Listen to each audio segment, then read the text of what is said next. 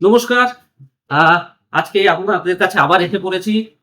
আজকের যে টপিকটা নিয়ে আমরা আলোচনা করব, সেটা যদি একটু কান পাতা যায়, দেখা যাবে বাজারের সব জায়গায় এই টপিকটা নিয়ে এখন আলোচনা চলছে। আমাদের প্রাক্তন মুখ্যমন্ত্রী শ্রীমতী মমতা বন্দ্যোপাধ্যায়ের রাজনৈতিক জীবন, তার উত্থান এবং তার সর্বোপরি সরকার থেকে চলে যাওয়া। অ্যা এই যে বিষয়গুলো, এই বিষয়গুলো নিয়েই আজকের মেইন আমাদের আলোচনা। আ সেই আলোচনা করবার জন্যই আপনাদের মাঝে এসেছি। আহ রাজনৈ মমতা বন্দ্যোপাধ্যায়ের এই রাজনৈতিক সাম্রাজ্যের উত্থান, বিবর্তন এবং পতন আ পশ্চিমবঙ্গের বেসিক্যালি পশ্চিমবঙ্গের রাজনৈতিক ইতিহাস সর্বদা তীব্র মতাদর্শগত সংগ্রাম আর গণ আন্দোলন এবং নাটকীয় পালাবদলের সাক্ষী। মমতা বন্দ্যোপাধ্যায়ের এই সাম্রাজ্যের উত্থান, বিবর্তন এবং পতনও তার বাইরে নয়। এটা একটা সাইকেল, যেখানে প্রত্যেকটা জিনিসেরই যেরকম উত্থান আছে তেমনি পতন আছে। সিমিলারলি মমতা বন্দ্যোপাধ্যায়ের যে সরকার, তারও যেমন উত্থান হয়েছে, ওনার পতন হবেই, অর্থাৎ পতন হয়েওছে। আর এই অস্থির গতিশীল যে রাজনৈতিক প্রেক্ষাপটে আহ, আজকের আজকের যদি গত 40 বছর দেখা হয়, তাহলে যার নাম পশ্চিমবঙ্গে সবচেয়ে বেশি উচ্চারিত হয়েছে রাজনৈতিকভাবে, তিনি হলেন মমতা বন্দ্যোপাধ্যায়। তবে মমতা বন্দ্যোপাধ্যায়ের আজকে মমতা বন্দ্যোপাধ্যায় হয়ে যাবার যে গল্প, সেটা কিন্তু খুব একটা সহজ ছিল না। ভারতের রাজনৈতিক মানচিত্রে তিনি এমন এক অনন্য চরিত্র, যার জীবন সংগ্রাম, রাজপথের আন্দোলন এবং রাজনৈতিক কৌশল একাধারে প্রশংসিত এবং সমালোচিত, দুটোই হয়েছে।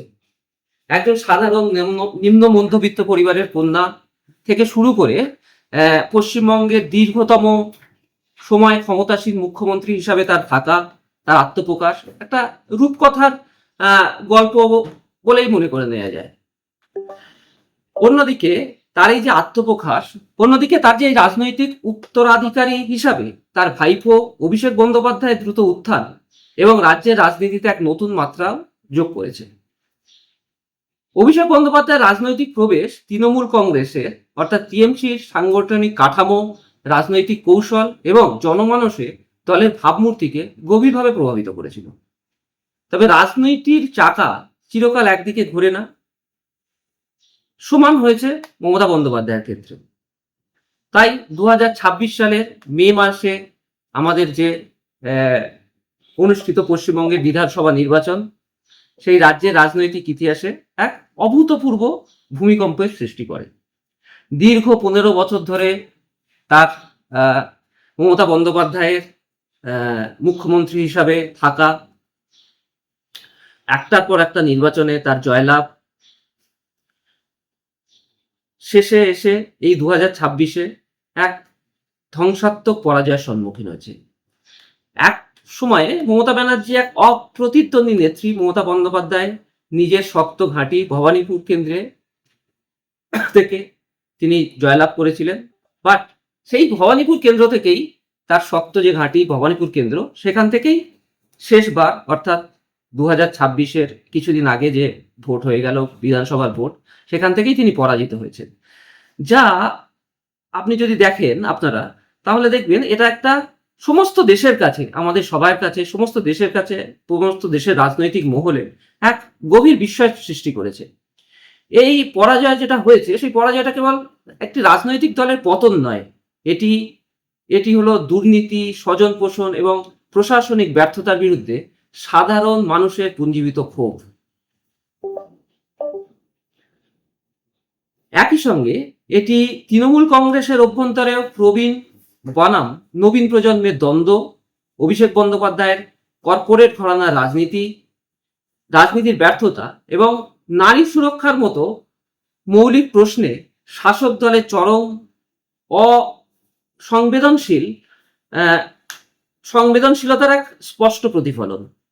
এই সুদীর্ঘ এবং বিশদ প্রতিবেদনে আমরা মমতা বন্দ্যোপাধ্যায়ের এই জিরো থেকে হিরো, কথাটা হয়তো ঠিক হলো না, মমতা বন্দ্যোপাধ্যায়ের এই যে উত্থান, একদম শূন্য থেকে শুরু করে তার এই যে মুখ্যমন্ত্রী হওয়া, তার এই ওঠার তার এই বেড়ে ওঠার যে সংগ্রাম, রাজনৈতিকভাবে বেড়ে ওঠার যে সংগ্রাম, এবং সঙ্গে তার ভাইপো অভিষেক বন্দ্যোপাধ্যায়ের রাজনৈতিক উত্থান এবং তাদের পারস্পরিক সম্পর্ক, তাদের দলের বিরুদ্ধে ওঠা পাহাড় প্রমাণ যে দুর্নীতির অভিযোগ, এগুলো নিয়েই আমাদের এই আলোচনা আজকে।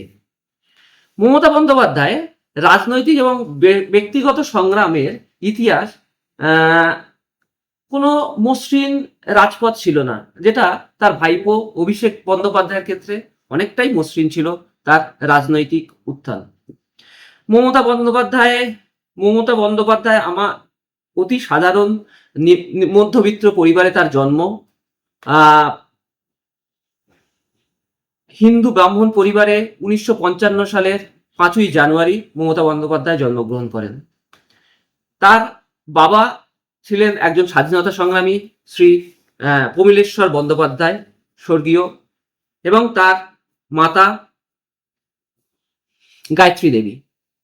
তার পিতা স্বাধীনতা সংগ্রামী যেমন ছিলেন, তেমনি পেশায় ছিলেন একজন স্কুল শিক্ষক। মমতা বন্দ্যোপাধ্যায়ের মা গায়ত্রী দেবী অত্যন্ত সাধারণ কিন্তু খুব দৃঢ় চেতনার গৃহবধূ ছিলেন। মমতা বন্দ্যোপাধ্যায় বাল্যকালে আর 5টা সাধারণ মধ্যবিত্ত পরিবারের মতোই বড় হয়েছেন। তার জীবনের তার বড় হওয়ার এই যে গতিপথ, এই গতিপথটা বদলে যায় যখন তার বয়স মাত্র 12 বছর। তিনি 12 বছর একজন বৈশিক কিশোরী। তার সেই সময় তার পিতা প্রমীলেশ্বর বন্দ্যোপাধ্যায়ের অকাল মৃত্যু ঘটে, যা তার পরিবারকে চরম অর্থনৈতিক এবং মানসিক সংকটের মুখে ঠেলে দেয়। পিতার মৃত্যুর পর বিশাল পরিবারের যে দায়িত্ব, সে দায়িত্ব এসে পড়ে তার মাতা গায়ত্রী দেবী এবং তার বড় দাদা অমিত বন্দ্যোপাধ্যায়, যিনি আমাদের অভিষেক বন্দ্যোপাধ্যায়ের পিতা, তার উপরে। গায়ত্রী দেবীর অসীম জীবন সংগ্রাম দেখে মমতা বন্দ্যোপাধ্যায়ের বড় হয়ে ওঠা, ফলে তারও মানসিকতা এবং রাজনৈতিক দর্শনের গঠনে এক বিশাল প্রভাব তার মা গায়ত্রী দেবী ফেলেছিলেন। মানুষের প্রতি সংবেদনশীলতা, ন্যায়ের প্রতি অবিচল আস্থা এবং পিছিয়ে পড়া মানুষের জন্য লড়াই করার সাহস কিন্তু মমতা বন্দ্যোপাধ্যায় তার মা গায়ত্রী দেবীর কাছ থেকেই পেয়েছেন। পরিবারের আর্থিক অনটন মেটাতে এবং নিজের পড়াশোনার খরচ যোগাতে মমতা বন্দ্যোপাধ্যায় খুব অল্প বয়স থেকেই কঠিন বাস্তবের মুখোমুখি হয়েছেন। তিনি নিজের এলাকার দরিদ্র সন্তানদের বিনা পারিশ্রমিকে বা অতি অল্প পারিশ্রমিকে বিনিময়ে পড়াতেন। এই শিক্ষাদানের যে অভিজ্ঞতা, এই অভিজ্ঞতা থেকে তিনি একদম তৃণমূল স্তরের মানুষের অভাব, অনটন, অভিযোগ এবং জীবন যন্ত্রণা তার বুঝতে খুব সাহায্য করেছিল। তার মা তাকে প্রত্যেক দিন যে হাত খরচ দিতেন, সেই হাত খরচ তিনি জমিয়ে 1978 সাল থেকে প্রতি বছর তিনি নিজের বাড়িতে কালী পুজো করেন। মমতা বন্দ্যোপাধ্যায়ের এই যে আর্থিক প্রতিকূলতা এবং অনাড়ম্বর যে জীবনযাত্রা তার ভবিষ্যতে রাজনৈতিক ইমেজে একটি বিশাল প্রভাব ফেলেছিল এবং তার রাজনৈতিক জীবনের বলতে পারেন ভিত্তিপ্রস্তর স্থাপন করেছিল। ছাত্র রাজনীতিতে প্রবেশ এবং মমতা বন্দ্যোপাধ্যায়ের রাজনৈতিক হাতেখড়ি হয় 1970 সালে, যখন উত্তাল রাজনৈতিক পরিবেশে মমতা বন্দ্যোপাধ্যায় মাত্র 15 বছর বয়সে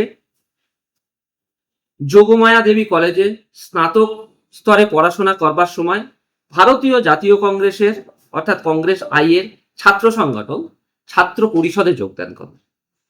সেই সময় বাংলার শিক্ষাঙ্গনে বামপন্থী ছাত্র সংগঠনগুলির প্রবল আধিপত্য ছিল। মমতা বন্দ্যোপাধ্যায়ের তার অসাধারণ বাগ্মিতা, সাহসিকতা এবং সাংগঠনিক দক্ষতার মাধ্যমে socialist unit centre of India, that is SUCI এর অনুমোদিত যে all India democratic students organisation AIDSO অর্গানাইজেশনকে পরাজিত করে ছাত্র সংসদে নিজের দলের আধিপত্য স্থাপন করেছিলেন 1977 থেকে 1983 সাল পর্যন্ত তিনি পশ্চিমবঙ্গের ছাত্র পরিষদের ওয়ার্কিং কমিটির সদস্য হিসাবে গুরুত্বপূর্ণ দায়িত্ব পালন করেন। 1984 সালে লোকসভা নির্বাচন তিনি অ্যাজ এ জায়েন্ট কিলার হিসেবে আত্মপ্রকাশ করেন। মমতা বন্দ্যোপাধ্যায়ের রাজনৈতিক জীবনের প্রথম এবং সবচেয়ে বড় টার্নিং পয়েন্ট আসে 1994 সালে লোকসভা নির্বাচনে। তৎকালীন প্রধানমন্ত্রী শ্রীমতী ইন্দিরা গান্ধী হত্যার পর আনুষ্ঠানিক এই নির্বাচন কংগ্রেসের নেতৃত্বে মাত্র 29 বছর বয়সে মমতা বন্দ্যোপাধ্যায় যাদবপুর লোকসভা কেন্দ্র থেকে প্রার্থী করার সাহসী সিদ্ধান্ত নেয় জাতীয় কংগ্রেস। যাদবপুর কেন্দ্রটি তখন ভারতের কমিউনিস্ট পার্টি বা মার্ক্সবাদী সিপিআইএম এর একটি দুর্ভেদ্য লাল দুর্গ ছিল। তার প্রতিদ্বন্দ্বী ছিলেন বামফ্রন্টের হেভি ওয়েট নেতা, প্রখ্যাত আইনজীবী এবং তৎকালীন সাংসদ শ্রী সোমনাথ চট্টোপাধ্যায়। এই নির্বাচনটি ছিল ডেভিড এবং এই নির্বাচনটাকে অনেকেই সমতুল্যভাবে ভাবে ডেভিড এবং গলিয়াতের লড়াইয়ের।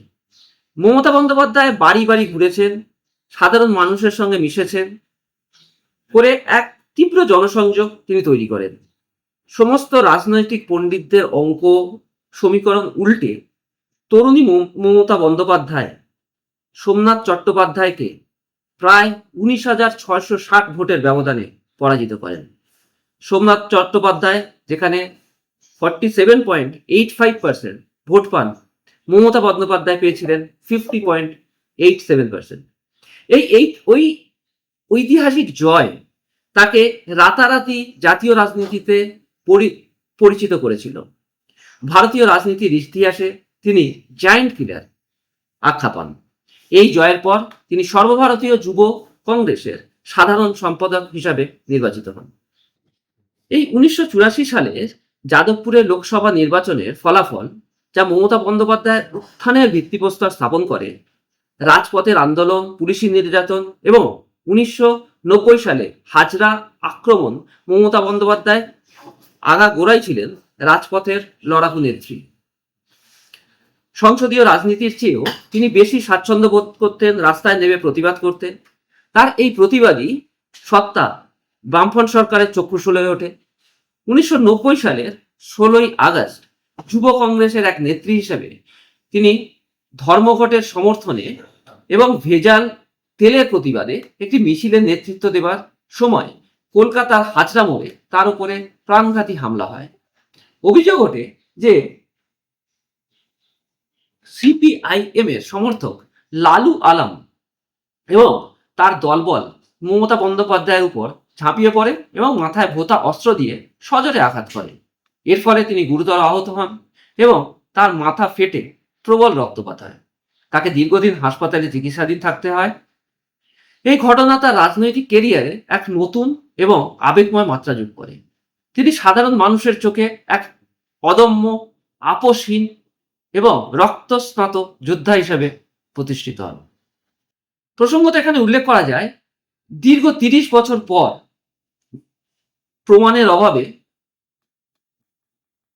লালু আলমকে বেকসুর খালাস করে আলিপুর আদালত, এবং যা রাজনৈতিক মহলে ব্যাপক বিতর্কেরও সৃষ্টি করেছিল।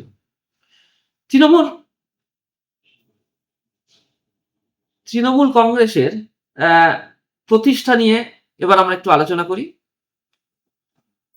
তৃণমূল কংগ্রেসের প্রতিষ্ঠা এক নতুন যুগের সূচনা করেছিল 1990 দশকের মাঝামাঝি সময়। পশ্চিমবঙ্গে প্রদেশ কংগ্রেসের অভ্যন্তরীণ রাজনীতিতে মমতা বন্দ্যোপাধ্যায়ের সঙ্গে শীর্ষ নেতৃত্বের চরম মতবিরোধ ঘটে। তার মূল অভিযোগ ছিল যে কংগ্রেসের তৎকালীন রাজ্য নেতৃত্ব সিপিআইএম এর সঙ্গে রাজনৈতিক আপোষ করে চলেছে এবং রাজ্যে বাম বিরোধী আন্দোলনকে ক্রমশ দুর্বল করে দিচ্ছে।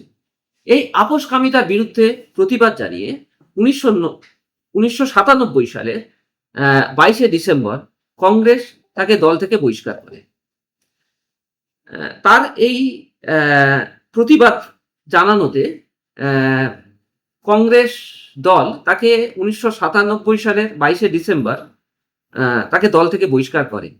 তবে বহিষ্কারের অনেক আগেই তিনি নিজের নতুন রাজনৈতিক পথ বেছে নিয়েছিলেন।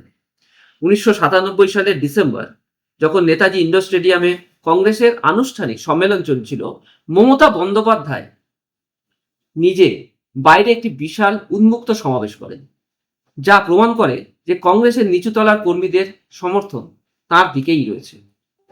1998 সালের 1 জানুয়ারি 1 জানুয়ারি তিনি all India Trinamool Congress AITC প্রতিষ্ঠা করেন।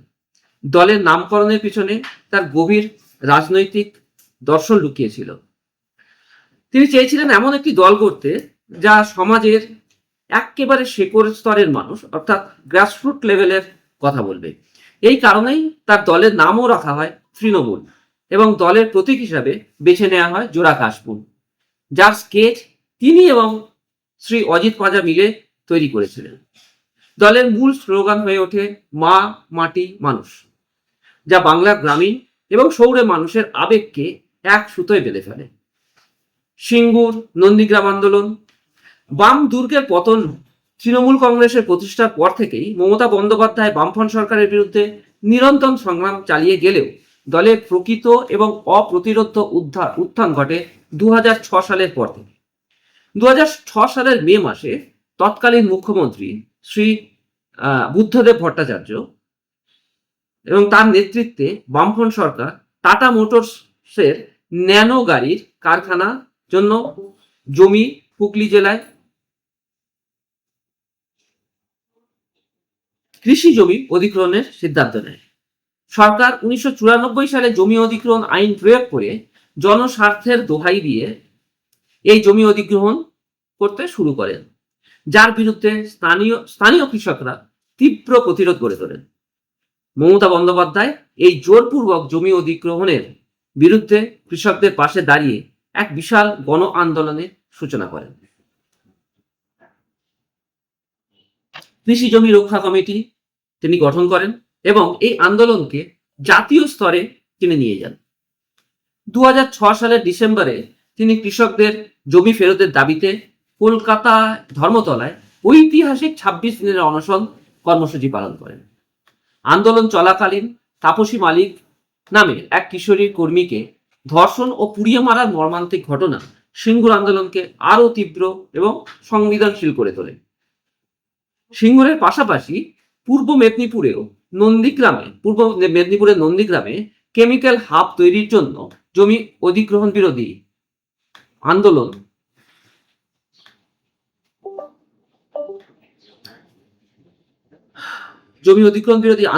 মাথা চাড়া দিয়ে ওঠে। 2007 সালের 14 মার্চ পুলিশ ও ক্যাডারদের গুলিতে নন্দীগ্রামের 14 জন নিরীহ গ্রামবাসীর মৃত্যু হয়, যা রাজ্য রাজনীতিতে এক ভয়ানক ক্ষোভের সঞ্চার করে। এই রক্তক্ষয়ী সংগ্রাম মমতা বন্দ্যোপাধ্যায়ের বাংলার কৃষকদের এবং সাধারণ খেটে খাওয়া মানুষের অসাংবিধানিক নেতৃত্বে পরিণত করে। মেধা পাটকার, মহেশ্বেতা দেবী, অপর্ণা সেন, শাওলি মিত্রের মতো বিশিষ্ট বুদ্ধিজীবীরা তার আন্দোলনের প্রতি পূর্ণ সমর্থন জানান। অবশেষে 2008 সালের অক্টোবরে টাটা গোষ্ঠী সিঙ্গুর থেকে তাদের প্রকল্প গুজরাটে সরিয়ে নিয়ে যেতে বাধ্য হয়। এই আন্দোলনগুলি প্রমাণ করে যে মমতা বন্দ্যোপাধ্যায় আর কেবল একজন বিরোধী নেত্রী নয়, তিনি বাংলার বিকল্প ক্ষমতার কেন্দ্র হয়ে উঠেছেন। এর চূড়ান্ত পরিণতি দেখা যায় 2011 সালে বিধানসভা নির্বাচনে, যেখানে তৃণমূল কংগ্রেসের সঙ্গে জোট বেঁধে বিপুল সংখ্যাগরিষ্ঠতা নিয়ে জয়লাভ করেন। তাদের প্রাপ্ত আসন ছিল 184টি এবং দীর্ঘ 34 বছরের লৌহ কঠিন বামফ্রন্ট সরকারের অবসান ঘটায়। 2011 সালের 20 মে মমতা বন্দ্যোপাধ্যায় পশ্চিমবঙ্গের প্রথম মহিলা মুখ্যমন্ত্রী হিসাবে শপথ গ্রহণ করেন, যা তাকে তার জিরো থেকে হিরো হওয়ার অবিশ্বাস্য এক রাজনৈতিক আখ্যানের পূর্ণতা প্রদান করে। মমতা বন্দ্যোপাধ্যায়ের এই উঠে আসা এক অকৃত্রিম সংগ্রাম, পুলিশি লাঠিপেটা সহ্য করা এবং নিরন্তর রাস্তার লড়াইয়ের ফসল।